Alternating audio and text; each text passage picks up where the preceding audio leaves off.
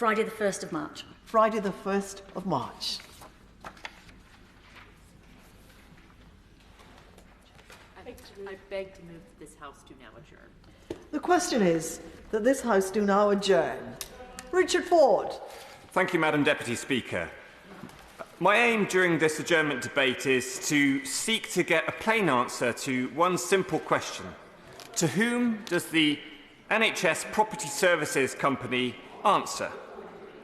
This is a really crucial question because the organisation is in possession of an estate that is more than 2,700 properties with a value of more than £3 billion.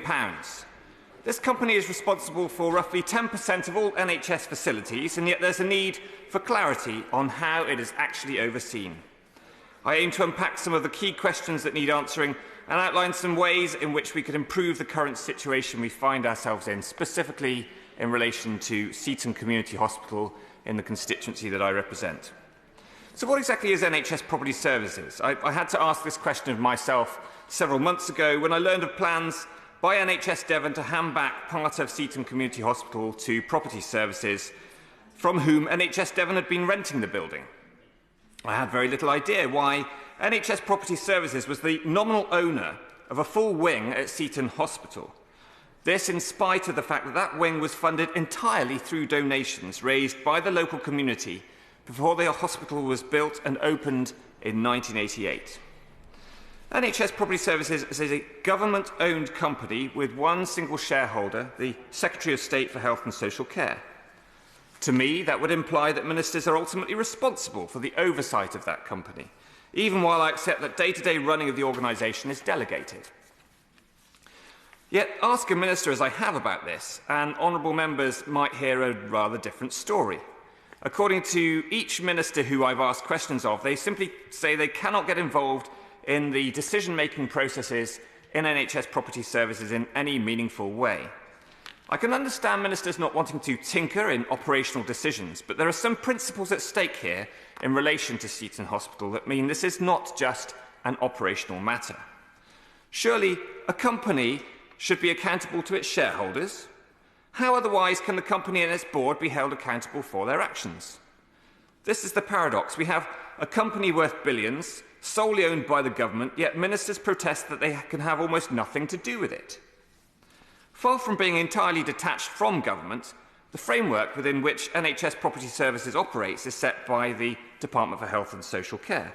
And when I talk to regional representatives from NHS Property Services, as I have several times, they make plain to me, in what they say and in what they don't say, that they are bound by policies emanating from Whitehall. This affects everything from the way the organisation was established to its current operating framework, including how much NHS Property Services charges as rent for spaces that they let to local NHS organisations such as Integrated Care Boards or ICBs.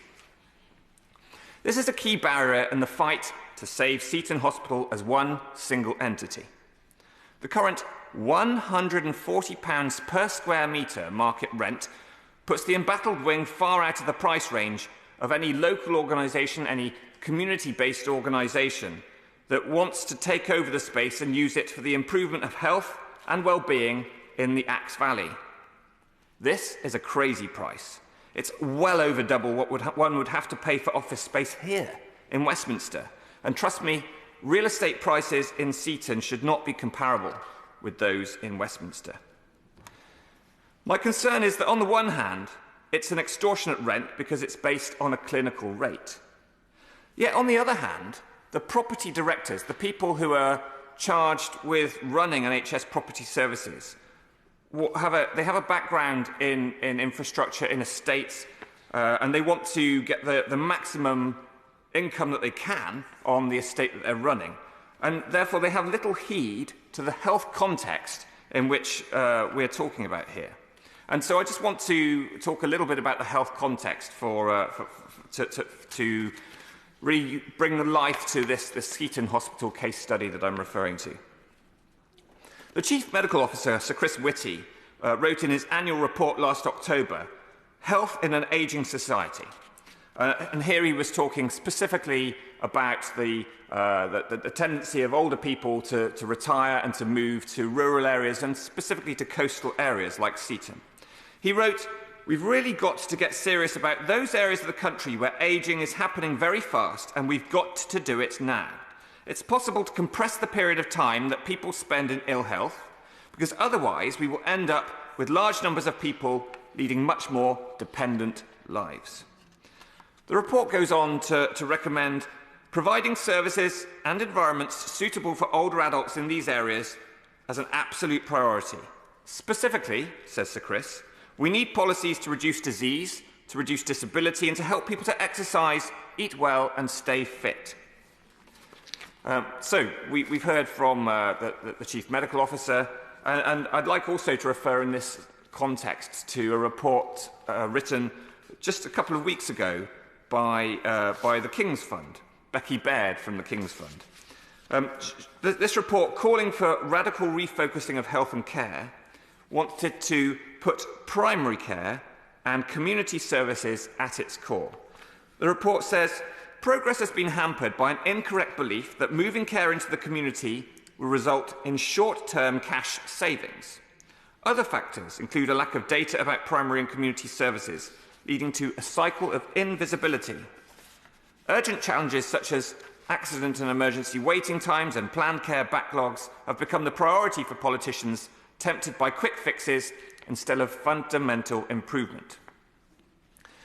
So Sir Chris Whitty and Becky Baird are up against some in the public sector who are tempted rather just to treat all estate management matters as the same.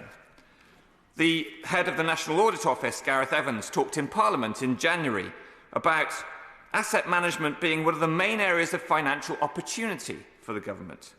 And I would caution the National Audit Office and NHS Property Services to read the Whitty and Baird reports that I've spoken about today, rather than simply seeking to divest all property in the NHS for as much as property services can get.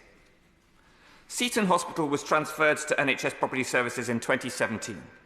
The purpose of the organisation at that time was the centralising of holdings of various strategic health authorities and primary care trusts under one umbrella organisation. And the aim was to remove the burden from local NHS organisations and offer greater financial security by holding all of these properties centrally. It was intended to provide better management of these important spaces so as to get value for money as well as quality facilities using economies of scale and economies of scope. But fast forward to 2024 and it's clear that that model is broken. Rather than ensuring our local health services get the space they need, we are seeming to make some perverse false economies. The government gives money to integrated care boards, ICBs, only then to have government-owned NHS property services recoup a large portion of that in rental fees for the buildings they use, at a level of rent set and advised by market rent auditors. This offers very little flexibility or security for our local NHS services, who, as is the situation facing Seaton Community Hospital, are left in a scenario where the ICB is forced to cut services but is still lumbered with a bill for the space these services used to occupy. So at Seaton Hospital, we lost the beds, the clinical beds that we had in 2017, and the space has remained vacant since. The only way to remove this item from their budget line is, it seems, to instead turn over the space to NHS Property Services, who then become liable for the amount charged in rent. So as honourable members can see, this system is not only complex, but it's incredibly backwards. The government is effectively renting these buildings from itself, despite the fact that many were previously owned directly by local health bodies. They aren't even rented out at a fair price, despite the stated commitment to achieve a fair market rate. These facilities are rented out as clinical space, even when they are not used for clinical purposes. And this is based on a valuation that must have been completely off the scale when it was made in 2016. And at Seaton Hospital, that was carried out by assessors Montague Evans, and I just do not know who they can possibly have talked to think that Seaton Community Hospital would be worth £300,000 rent per year for this specific space that I'm talking about today. Why, you might ask, is the rent not just adjusted to reflect the current status of the building? Well, so far as I can gather, because the government's rental framework does not allow it.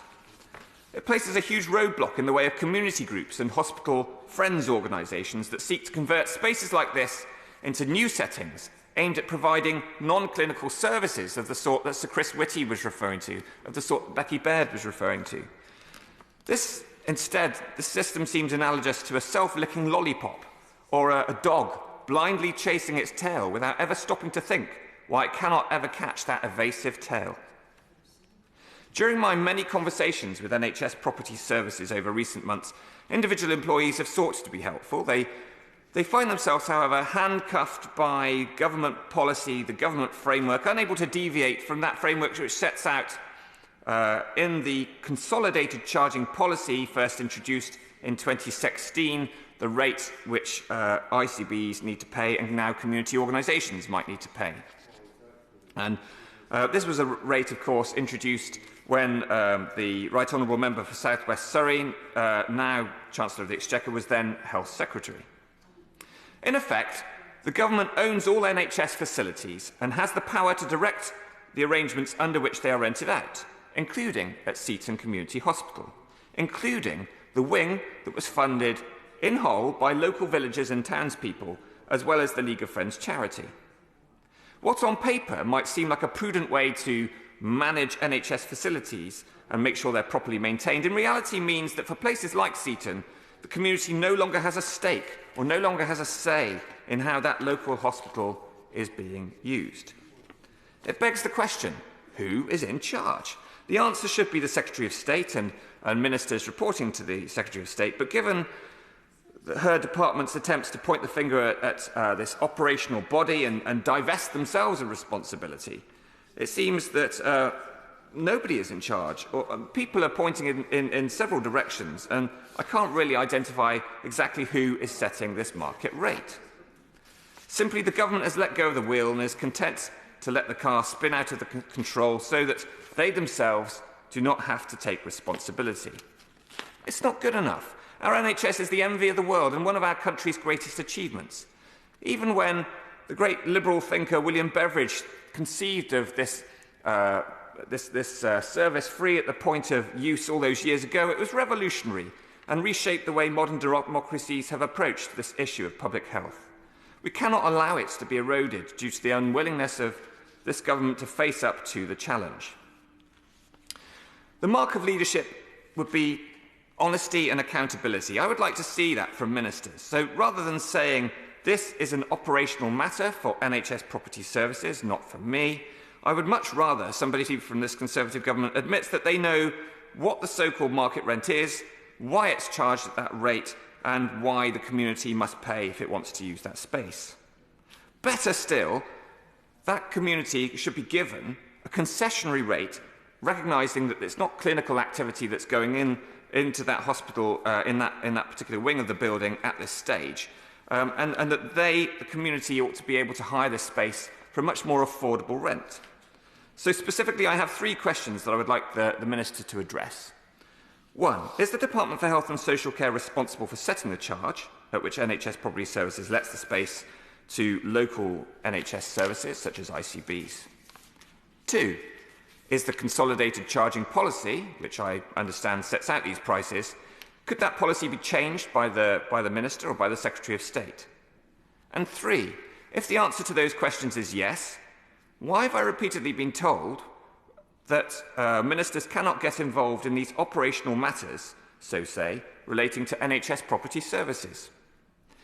ICBs are, many of them, struggling to balance the books, and NHS Devon is no different in that respect. Many are seeking to downsize the space that they rent to make ends meet. So this is a situation not specific to Seaton, though I think it is a very good case study, because, as I've described, the way that local communities, local people, bought a brick and built the hospital themselves with the contribution of many small amounts of money. The situation facing our local community hospitals strikes me as being why change is needed. I've been campaigning with the League of Friends charity that supports Seaton Hospital to change the charging policy, to give NHS Property Services the flexibility when it comes to rental fees. I want to see a scenario where the company can enable underutilised space within existing NHS facilities to be rented out to local community groups that want to invest in preventative health and community well-being, and to fulfil some of that vision that Sir Chris wrote about in his annual report last October. I'd like ultimately to see an affordable concessionary rate offered to Seaton and District Hospital League of Friends and the working group that's working with them. And this is something that I think would be of specific benefit to rural and coastal communities like Seaton. So, to bring this to a close, Madam Deputy Speaker, we need to know how we can have some accountability for the current arrangements and hopefully see some concessions to local communities like the one I represent in the Axe Valley. I look forward to the Minister's responses to my questions and hope that he will be willing to engage with me to enact real meaningful change that will benefit communities and constituents like mine in the Tiverton and Honiton area. Thank you. Minister. Thank you, Madam Deputy Speaker. And can I start by congratulating the Honourable Member on securing this debate, and I'm grateful for the opportunity to set out the role of NHS Property Services. This is a subject which obviously is, understandably, of great interest to members and right honourable members across the House.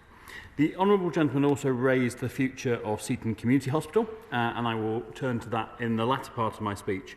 However, I'd just like to put on record that I completely understand his desire to protect a much-loved community health facility. As the Member of Parliament for Pendle, I successfully fought to keep open Pendle Community Hospital in Nelson, and in the neighbouring Ribble Valley, a new £7.8 million Clitheroe Community Hospital opened in May 2014. So I recognise the importance of community hospitals in not just offering inpatient care, but acting as a hub for other healthcare services. However, I think in responding to this debate, it will be most useful for me to first set out to the House why and how NHS Property Services came into being. Under the 2012 Health and Social Care Act, the then coalition government abolished primary care trusts and transferred their commissioning responsibilities to clinical commissioning groups. Their property interests transferred to either NHS trusts or to NHS Property Services, which was established in 2013 for this purpose. This decision was made because it allowed commissioners to focus on providing care for patients rather than managing property. NHS Property Services took ownership of nearly 3,500 local facilities, such as community hospitals, health centres, GP surgeries and care homes.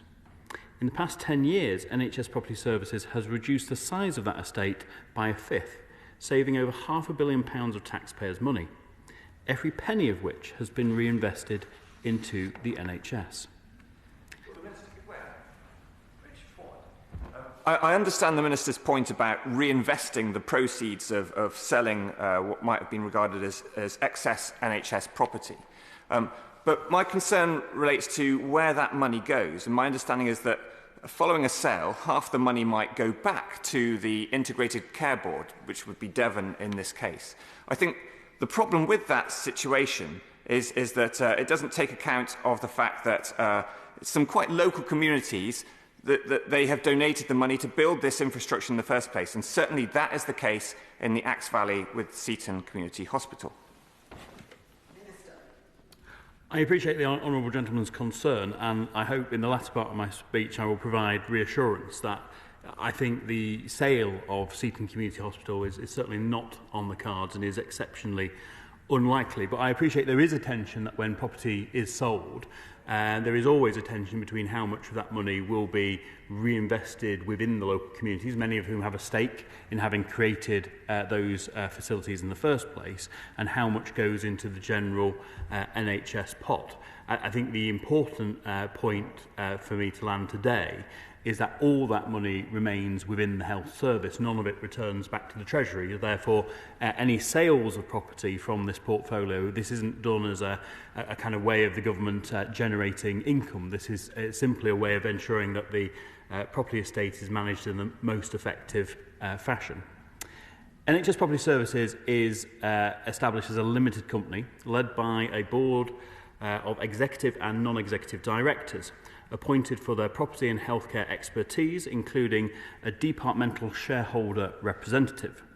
The board of directors all have the usual responsibilities relating to the proper governance of a limited company, with certain shareholder matters reserved, such as share issue or senior appointments. It must work within the wider frameworks across government, such as the Treasury's guidance on managing public money, which rightly sets out the strict rules for delivering value for taxpayers' money.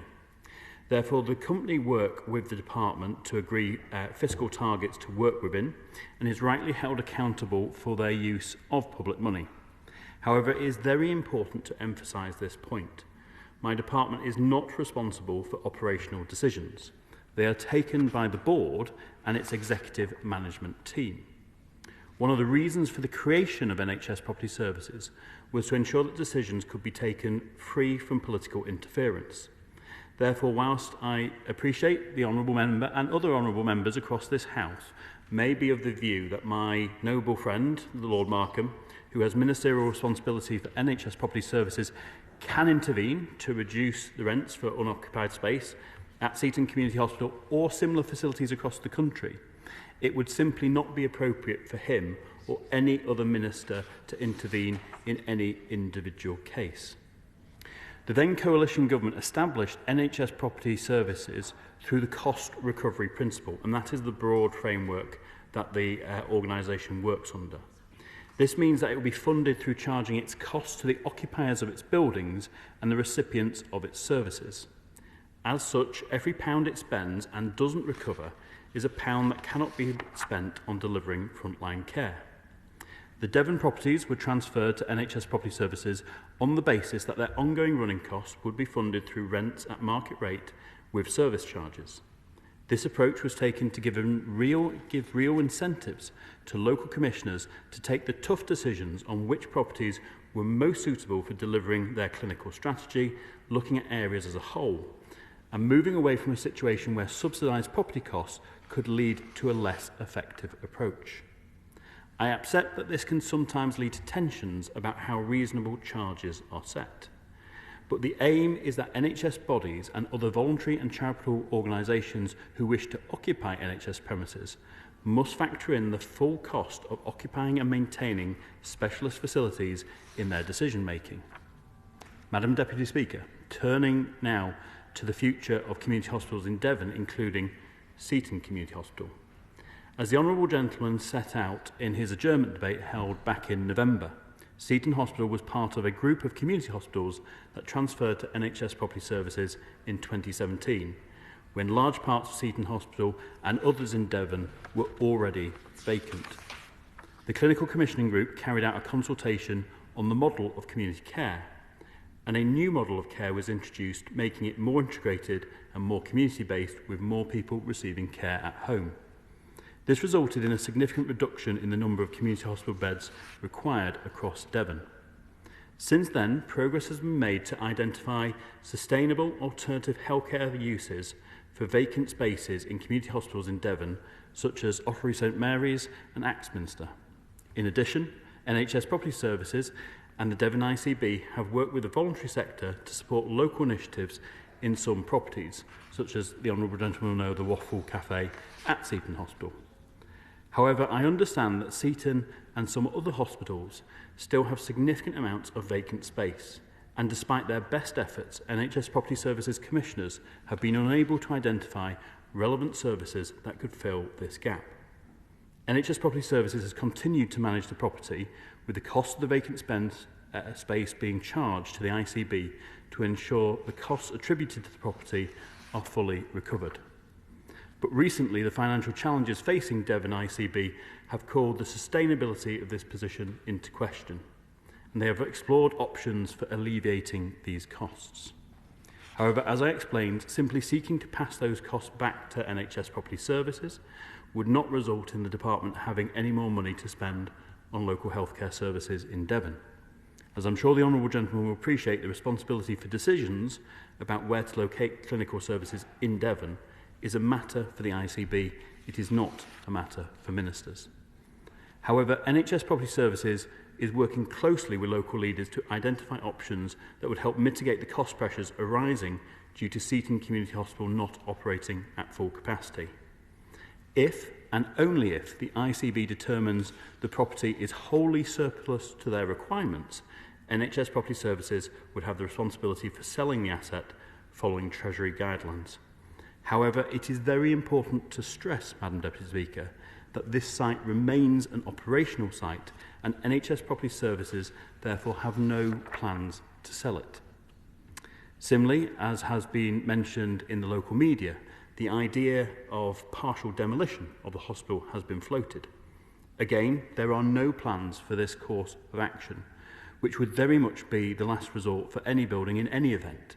And I believe the site has now been listed as an asset of community value, which means such a drastic step is exceedingly unlikely to be supported by the local planning authority or other local stakeholders. I'm grateful to the Minister. It's true that the property has been registered as an asset of community value. To my mind, that gives it a stay of execution rather than meaning that it is preserved intact inevitably. NHS Property Services talked through the very many, I think, 28 options that they have on the table for the vacant space at Seaton Hospital. And they did set out the fact that one of those options, one of the long list of options, is indeed selling off parts, that redundant ward, which could in fact be demolished and used for houses. Did the Minister not know that? Well, I know that demolition has been floated in a meeting, but I have been assured that there are certainly no plans for demolition. And as the honourable gentleman will know, an asset of community value nomination was accepted by the local authority. The ACV nomination remains live for 5 years, so it expires in January 2029. But I am pretty sure that local community groups and others would campaign for that to be extended. So I think certainly much more than a stay of execution, that has provided, I would hope, suitable reassurance to the local community that the threat of demolition is exceedingly remote, because simply the local planning authority and other local stakeholders would not agree to the demolition of this much valued community asset. I also fully recognise that the local community has invested in the building of the hospital in the first place and therefore is a key stakeholder in its future. The ICB and NHS Property Services continue in ongoing dialogue with a range of community groups about potential future uses, and the community has been invited by the ICB to develop a business case for the future use of the property by the end of June 2024. Any future decisions on the future of Seaton Hospital will be taken following evaluation of that business case. So I sincerely hope that a financially sustainable solution can be found locally and in the best interests of the people of Devon. Thank you. Thank you. The question is that this House do now adjourn. As many of that opinion say aye. Aye. The ayes have it. The ayes have it. Excuse me.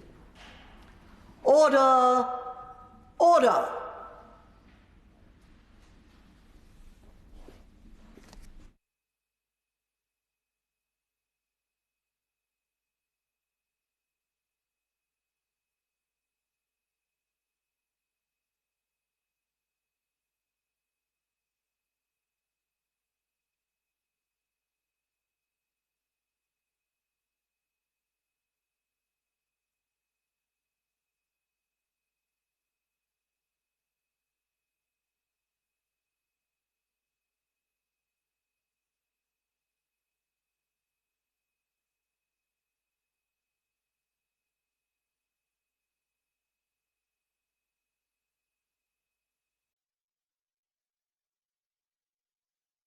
The proceeding has ended.